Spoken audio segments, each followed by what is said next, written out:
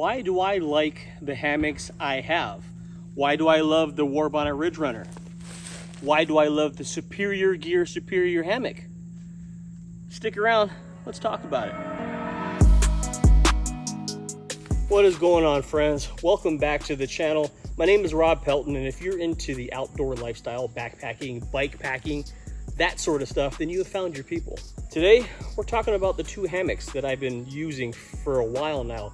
The Superior Gear Hammock is a lot newer. I've been rocking this for about a season and a half. The Ridgerunner, I have long history with that. And recently, I've been getting a lot of questions about how come I'm not using the Ridgerunner anymore? What's wrong with my Ridgerunner? Why is the Ridgerunner no longer making appearances? The short answer to that is the Superior Hammock is new. It's got that new novelty. And with that being said, yes, I've been rocking the Superior Hammock a lot more, especially this season and most of last season as well. But I will say now the newness has worn off.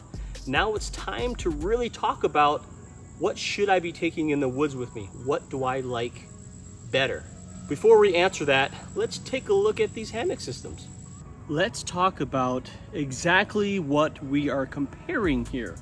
Now, for the Warbonnet Ridgerunner system, okay, the actual hammock itself, I have it in a stuff sack. The suspension is attached and in here. The Rainfly, it's a 13-foot mountain fly with the continuous ridge line and the tent stakes. You have the spreader bars, because bridge hammocks needs spreader bars. And these are the carbon fiber ones by Ruta Lacura. It saves weight. And also the spreader bars for my tarp to help pull the tarp up and out. And then the very last thing is the underquilt for the Ridgerunner. This is a Warbonnet Lynx 20 degree, 900 fill power down. So this is all the Ridgerunner stuff. And this weighs, which isn't real bad. There's tent systems that are a lot lighter than this. The second, we're gonna compare what we need from Superior Hammock.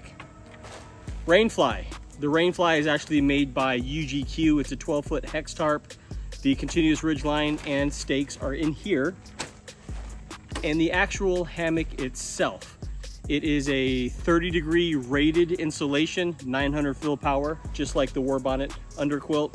And the suspension straps are in here as well. So this is a hammock system. All of this is a hammock system. And this weighs, the data point that I don't have readily available is volume. I don't know how much volume the Superior Gear system takes up. And I don't know what volume the Ridgerunner system takes up. So I think when I get home, I'll put that together and see how much room these systems take. Okay, just getting back from my trip. Let's take a look at those volume measurements, I guess, for each system. Ridgerunner Hammock. That's the fly. We're not doing Rainflies right now. Superior Hammock. Warbonnet underquilt. Top quilt. We are not putting the top quilt in this equation. And we got my bars here. Here is a dry sack compression sack. This is a size large from Sea to Summit. This is 20 liters, and obviously it has the ability to compress down. So let's put everything in here and see if it'll fit in 20 liters. All right, the only way we're actually gonna be able to see this is to free stuff everything to look at actual volume. So let's take out the Ridgerunner hammock, stuff it in here. That way I can fill in all the little nooks and crannies. And then I don't even know how to quantify the volume of the spreader bars and the poles. I usually just keep these on the outside of the pack. So yeah, it's extra weight, it's extra capacity, but in a different, not in the main body of the pack. Does that make sense? All right, there's the hammock. Let's take the underquilt. Again, stuffed loosely. Okay, I'm just gonna pinch that there. That's probably half. I would say that's probably 40 to 50%. So we're looking at 10 liters, 8 to 10 liters here of the free stuffing. That's pretty good. Let's take a look at the Superior Hammock.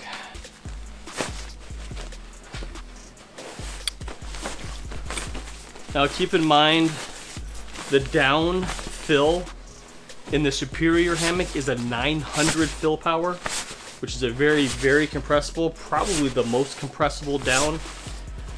And the underquilt for the Ridgerunner, that is also 900 fill power down, so very comparable. I always include the stuff sack, and the hammock straps are in here as well. So let's get this in here. I would say, man, I could probably go a lot more actually. That's maybe 30%. So we're looking at about 6 liters-ish. So it does take less volume for the Superior Hammock. Fairly marginal, but if space is a premium in your pack, the Superior Hammock does pack smaller. That's my scientific, non-scientific message. Now back to the woods.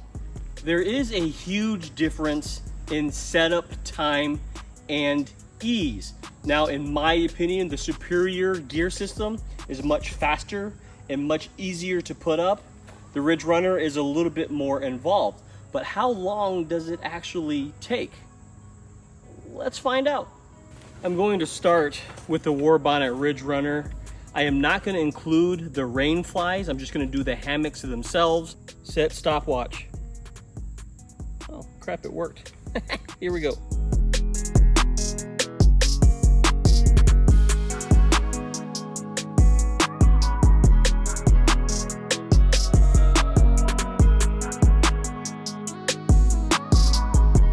Four minutes, 28 seconds.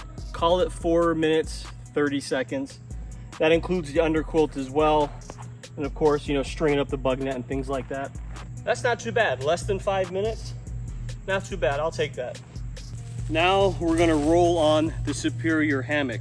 Just to let you know, when I'm packing my hammocks in my backpack, I usually don't use stuff sacks. I usually just shove them right in the pack loose. The Superior Gear Hammock, sometimes I use this stuff sack, but I do always bring it because this serves as a ridgeline organizer. But let's put a time on this setup. Set stopwatch. Set stopwatch. It's not working. Set stopwatch.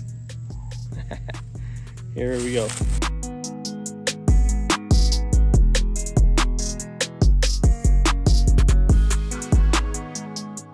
What's your guess on the setup time of this hammock?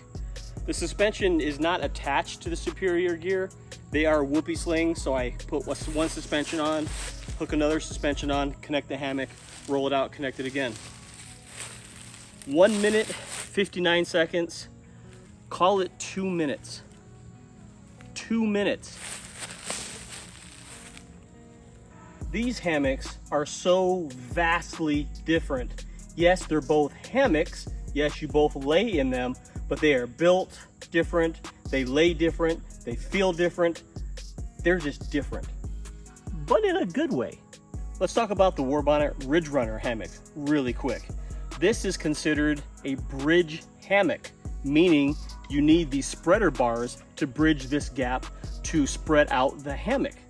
It doesn't come to a point at the end like the other one does. This particular bug net, it requires extra suspension to keep it aloft. There is a ridge line because I added that. It doesn't come built in. Underquilts are a little bit different. All you do is click them and attach them to each corner. No fidget factor with this underquilt. It has organization. These are saddlebags where you can put gear, your headlamp, extra layers of clothing, things like that. This is a very comfortable hammock. It lays extremely flat, and it's just the ultimate comfort in the woods. This is like select comfort Tempur-Pedic in the woods. Now, the Superior Gear Hammock. This is more of a style that people are kind of used to seeing because Eagle Nest Outfitters made these kinds of hammocks really, really popular. They're called gathered end hammocks. because if you were to take out the suspension on the end and lay it flat, this would be just a big rectangle. But they put a piece of cord in the end, and when they pull it tight, the ends gather at the tip here, the ends gather at that tip. That's why it's called a gathered end, because the ends are gathered. Now, there is a ridgeline in here as well that actually helps maintain the hang angle or hangle. And the amazing part about this particular hammock is that the underquilt is built in. The down insulation, it's all sewn right in. No fidget factor with underquilts here either. The Warbonnet Ridgerunner. Realistically, the second hammock I've ever used and bought in my life. The first being an REI hammock. It was okay. Ended up graduating to the Ridgerunner, and it has been amazing. It's a little heavier, it's a little bulkier than other systems out there, but it is super, super comfortable. Superior Gear, Superior Hammock, local company, US produced, US made, 900 fill power, built-in down, way less fuss factor, much more compact, lighter weight, easier to set up. Is it as comfortable as my Ridgerunner? No, it's not. It's just a lot more convenient to carry and use. In this hammock, it's a 10-foot hammock.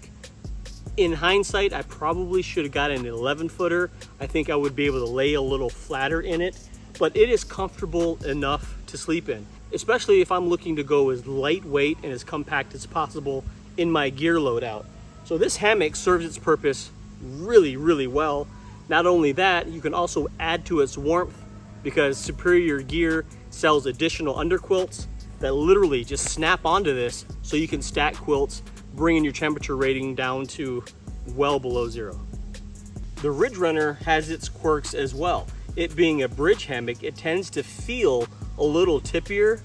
That sensation of you might roll out is definitely more prevalent than in the Superior Gear. That's just by the nature of the design of these things. But once you learn how to move and turn and twist and pivot in this hammock, then it's not a problem. But I will say, at the end of the day, if it comes to ultimate comfort, this is the hammock. What is my all-time favorite between the Superior Gear Superior Hammock and the Warbonnet Ridgerunner Hammock? It's the Ridgerunner. Now, that's not downplaying what the Superior Hammock offers. It's an amazing hammock. It's the easiest and fastest hammock to set up. It's super convenient, it's warm, it's comfortable, lightweight, compact loadouts. That's the hammock you want, light and fast. If you're willing to bear a little bit of weight and sacrifice that in an effort for better sleep, the Ridgerunner, that is the way to go. If you have any questions for me about either of these hammock systems, Superior Gear or Warbonnet, let me know those questions down in the comment area below. If you want to contact me directly, you can email me at rpelton1yt@gmail.com. If you need to send me anything, you can use that email as well. Otherwise, don't wait, get outside, grab some hammock system, and get out and enjoy this big, beautiful world. Until next time, see you on the trail. Ah, crap. I forgot to talk about rainflies. I'll do that in another video.